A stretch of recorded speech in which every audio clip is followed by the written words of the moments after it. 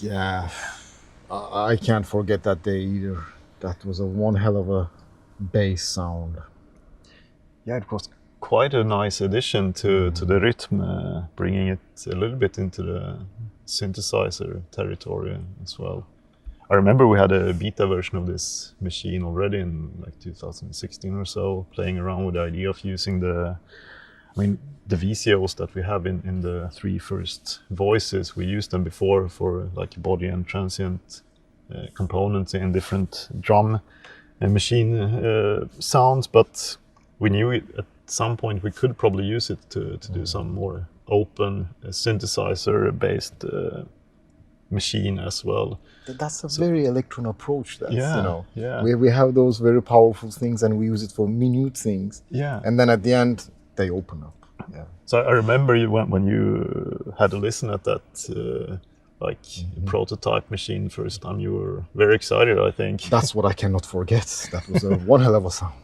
But I think it was quite difficult actually to tame it. It wasn't included in that 16 OS update either. It came a bit later because it was very difficult to tame and have the VCOs tracking the pitch correctly and things like that. So I remember David invested a lot of time on that and made a really, really good implementation in the end, adding also huge flexibility in like what kind of waveforms do you want to combine, and you can even do ring modulation and frequency modulation or combine the both in many interesting ways. And you could lock them per step, different waveform per step with different modulations, slide them, slide the pitches.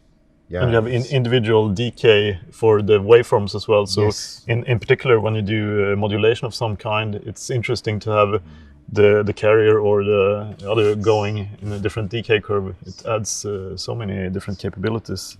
Yeah, another thing that I really find interesting with the dual VCO is that you have two waveforms in a dual VCO, two oscillators. And then on the same track, you have a sample player.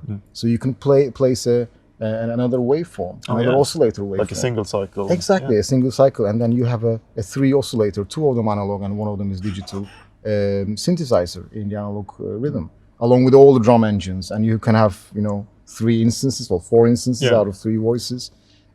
It's incredible tools to manipulate and come up with new sounds and inspire yourself during the process.